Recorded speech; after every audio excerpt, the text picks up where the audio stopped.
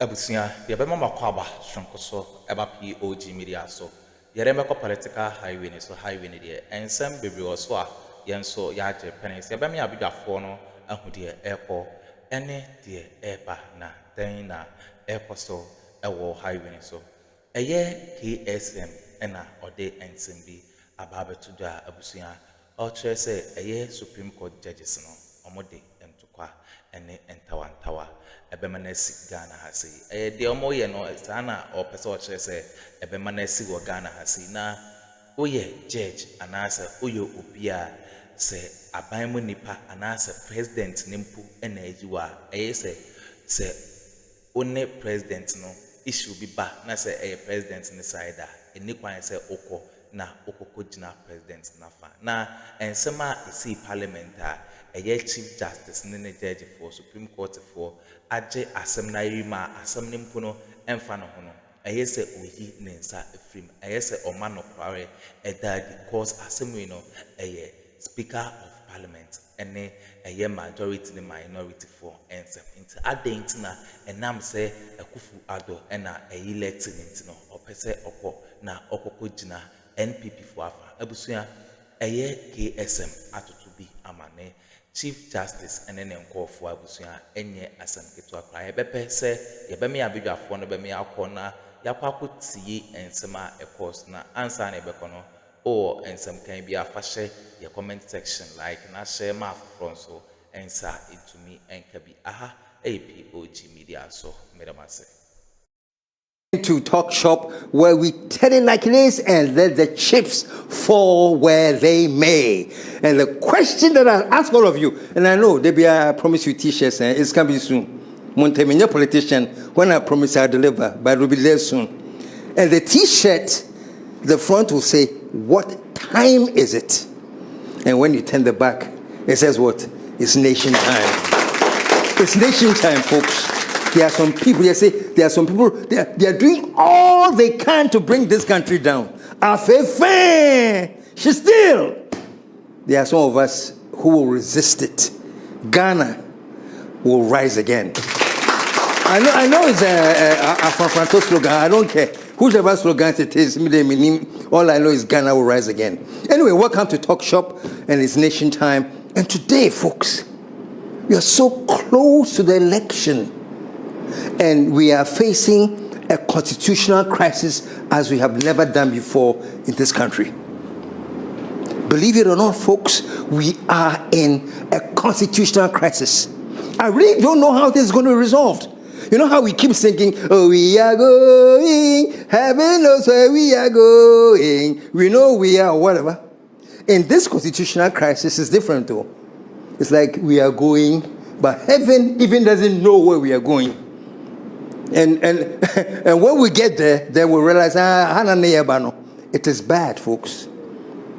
It is bad for any country with such few days before a very major, heated election to run into constitutional crisis.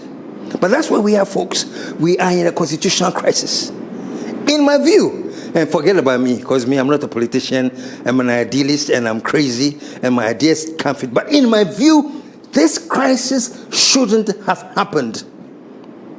It shouldn't have. I think we have it's funny what we call separation of powers, that the power is separated. The judiciary, the legislature, the executive, they all have powers and they are separate, but they check on each other.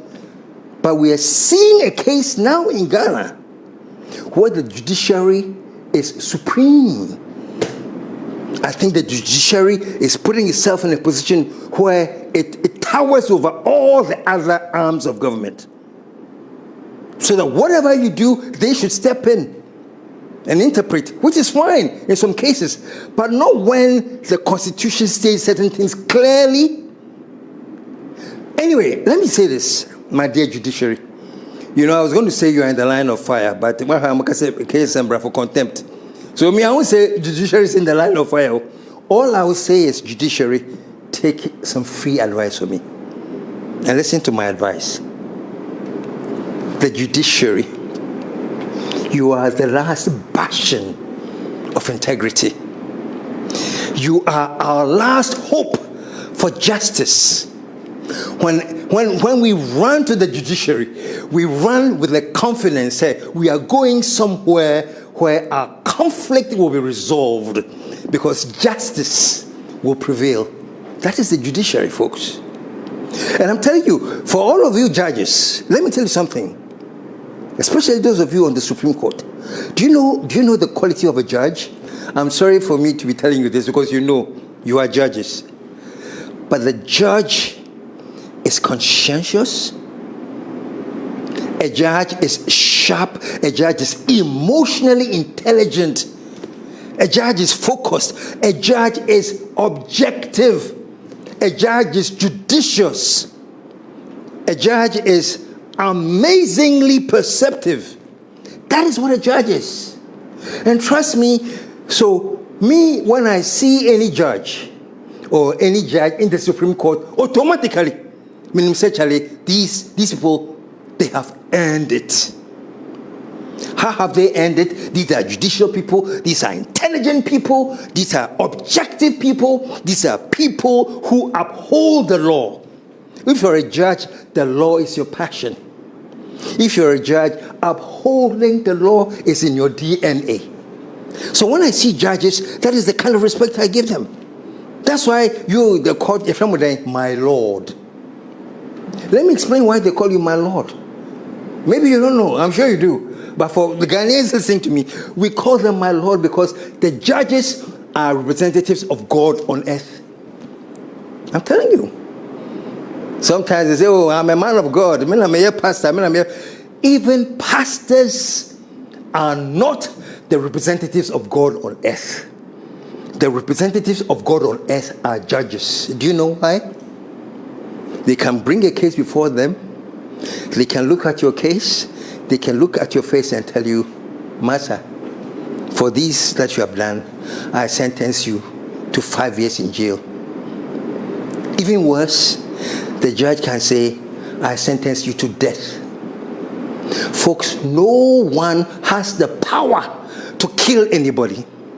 The president does not have the power to kill anybody. Nobody does. Only the judge has the power. Well, they don't go killing people or anything, but I'm saying, technically, no, you can be in court, and if they charge you with treason or whatever things, the judges reserve the power to kill you. Tell me, so many representatives of God, who else has the power to kill? Having said all of that, folks, all I'm saying is that when you're a judge, you are above the ranks of, your thinking is above the ranks of your fellow people. Your man position there, it is so respectable to be a judge. I'm telling you, my Lord. How much respect do you want that somebody is addressing you and say, my Lord? We are Lord. Yes. On earth you are presenting God, and we are my Lord. So folks, here's the other thing. Once you are made a judge, you are a judge forever. No one can remove you from office. Nobody has the power to remove a judge from office. Well, of course, unless the judge commits some crime but I'm talking about normally. When you're a judge and you're sitting as a judge in office, nobody can remove you from office. We are judge forever. We are judge forever. That is the kind of person you all are. Maybe because it doesn't occur to you. That is the kind of person you are. You are this high, my lords. You are representing God on earth, my lords. You have the power to kill. You have the power to forgive. You have the power to redeem. You have the power in your hands. Say, but I am the judge. I say, let's do this, let's do that, and whatever. The power is in your hands. That's the power you have as judges. And even more important, it is forever. It is forever. But let me tell you something, what's happening in Ghana now. We know that Nana Addo, the president, has appointed so many people in the Supreme Court. I have no problem. If, in fact, he has appointed judicious people, if for a fact he's appointed people with conscience, if as a matter of fact he has appointed people whose passion is the law, if he has appointed people whose passion is justice, I have no problem. They can be his uncles, wives, nieces, I don't care. So long as they are passionate about the law, they are judicious, they are objective, and their passion for justice is amazing. I have no problem. But let me tell you what happens in Ghana. Once you've been appointed by the president, you start thinking that you have not been appointed because of all these qualities I've talked about. You have been appointed because, President Pemasem, the president appointed me because he's my friend. So the scary part is this: your loyalty is no longer to the law. Your loyalty is no longer to justice. Your passion is no longer for humanity. Your loyalty is to the one who appointed you. I was joking with some friends just yesterday, and I said, right now, when you meet a Supreme Court judge and you say, hey, my Lord, how are you? And they say, do you know the answer he'll give you, or she will give you? Hey, yo, hey,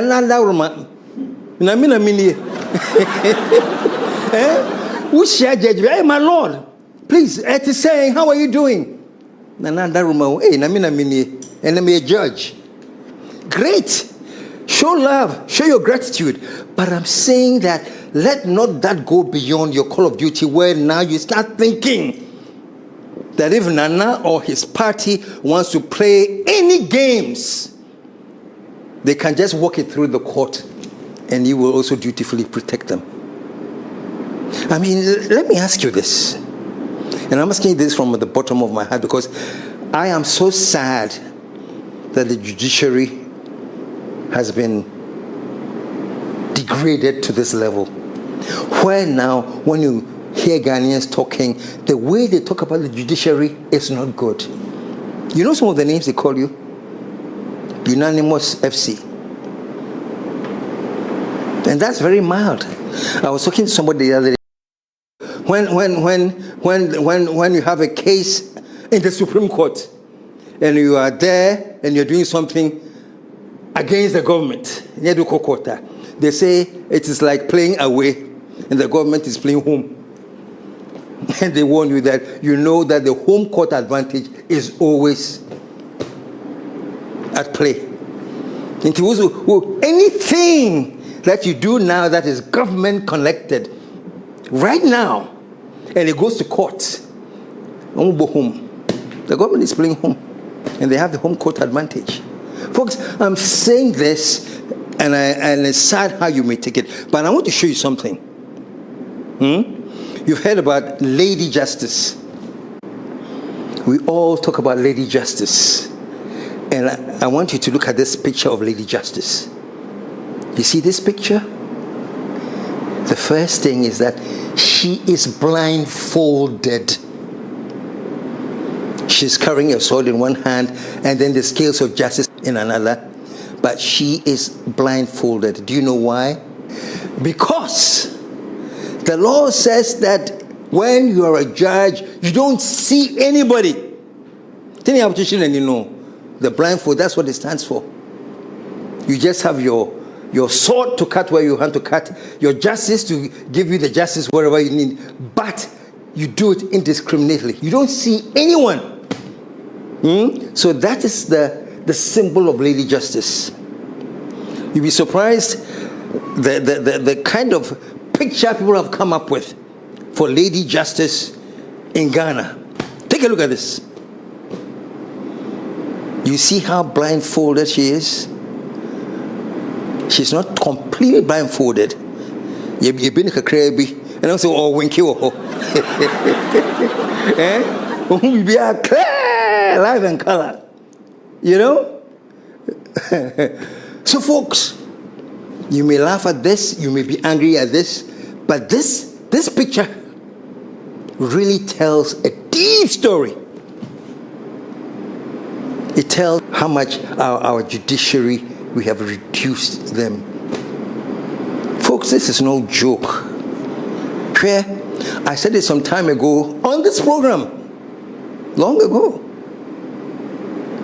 And I said, once we lose the power of the judiciary to be independent, once we lose the power of the judiciary to be our final arbiter, once we lose that power, and unfortunately, we have a media too that looks the other way, we are setting ourselves up for chaos. We are. So right now, what is happening in Ghana is very troubling. We are going, I don't know, even heaven knows where we are going, and we'll get there when we get there, wherever it is we are going. Folks, my lords in the Supreme Court, please, no one can fire you. What is all this fear? You are judges for life until you retire and you die. Nobody can touch you. Your position is what it is. You are forever. So what's the fear? Look, what's his name? Donald Trump in the US. We all know that he appointed quite a few people to the Supreme Court in the US. Do you know how many rulings in the Supreme Court were made and that came up and there was ruled against him? In spite of all the fact that he put the judges there. Because they know and they realize that their loyalty was not to him because of Nwashaho, but to the law and to justice. So, all I'm saying, Supreme Court, please, this idea that they call you the unanimous FC, this idea that they say when there's a case about you and the government is involved, the government is playing at home. You know, the people are saying this, but trust me, that points to a loss of hope in the judiciary. And trust me, you are the ones who we respect as our last resort. Say, whatever happens, the worst thing that can happen, the last resort, and we do have a last resort, is that we go to court. But trust me, when we start doubting the kind of justice we'll get out of the court, it's not good. Folks, if we become aware how dangerous this is to a country that is heading towards a major election, all of us would panic. Very dangerous situation that we're in. I am not a lawyer, and I'm sorry I can't go into the details of the law. I'm just talking to you from the point of view of how I see the justice system from where I sit. I mean, this ruling of the seas that being declared vacant, it has happened before in our country. And what was it? Was his name Professor Michael Quay? Under him? Having forfeited the membership of the party on whose ticket he was elected to Parliament, the operative language of the Constitution is that he shall, which is mandatory, vacate his seat in Parliament. In the circumstances, Parliament it is determined that the conduct of Honourable Andrew Amwaku Asiama amounts to vacating his seat in Parliament. Accordingly, we bring this to the notice of the Electoral Commission for the necessary action to be taken in accordance with the law. Signed, the Speaker. The very people that are actually now battling jubilated when it happened under Michael Quay. Take a look.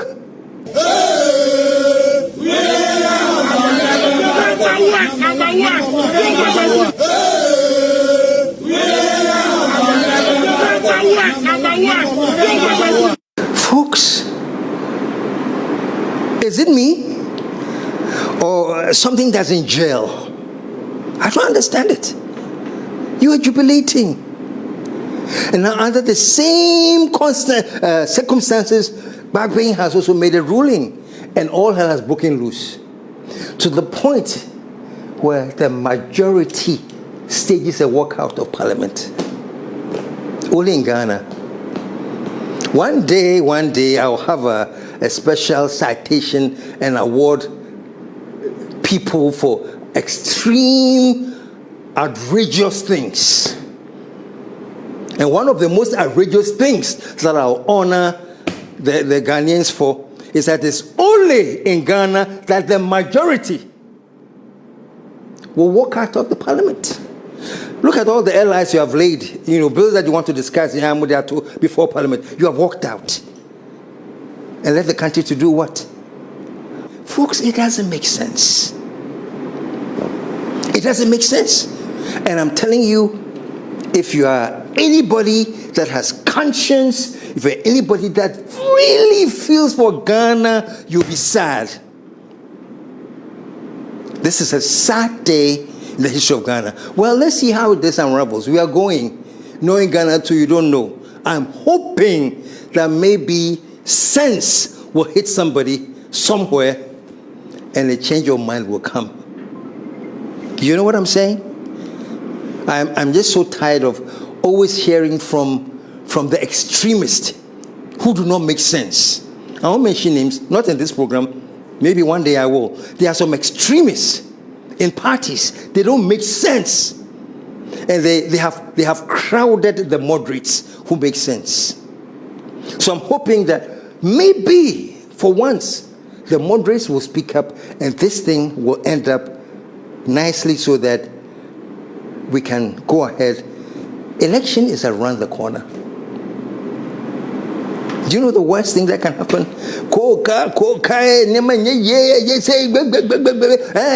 Election cry, suspending, and then you see what will happen in your beautiful country that you love so much.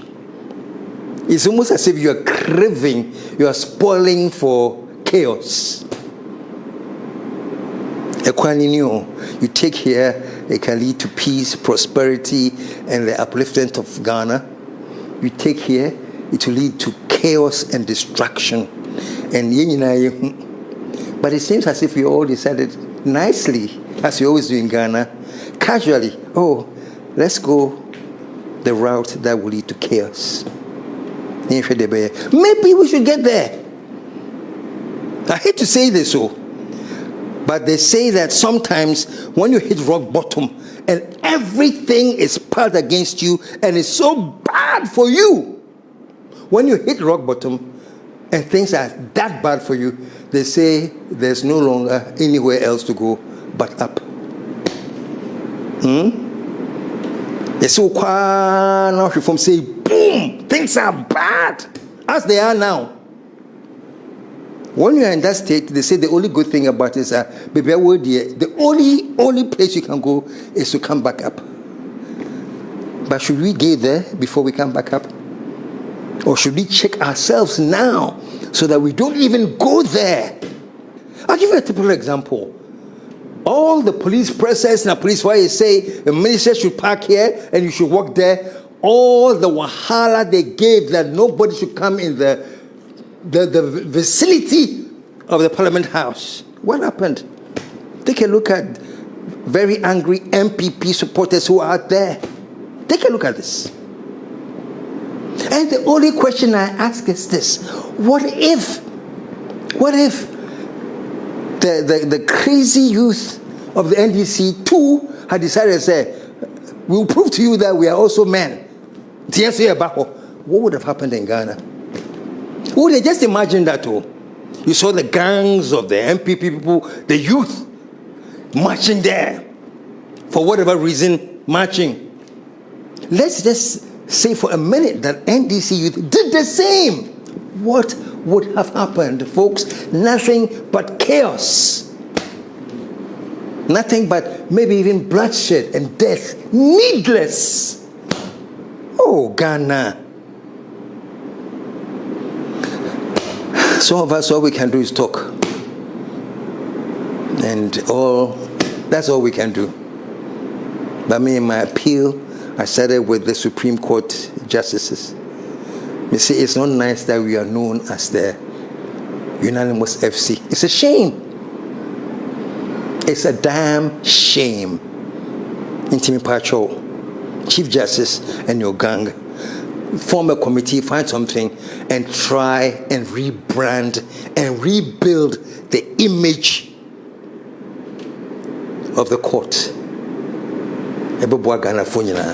Folks, that has been Talk Shop and it's been Nation Time. What time is it? It's Nation Time. So until we come back again, KSM saying, what time is it? And how do you respond? It's Nation Time. And as we always say, folks, truth crashed to earth shall rise again. Abusia wini ensema ekoso ewo highway so KSM NHS Odessa ensemwe ebabetuja all say eyese Supreme Court no omode no kware eye omo adwuma enye say eye president na eye omonti no say omone obi kwa enya asem na nipa ni dwane koto ajeja and say Supreme Court Ghana for refer it as say a government no ena ebohuma ebusia enye asem keto akra yebede abidwafo na sese omoje pene kokoti za audio yi ede emaye aha POG Media so and don't forget to click on the notification bell so never any updates bia yerebebe bia no onso onsa evitumi akabi bedamase.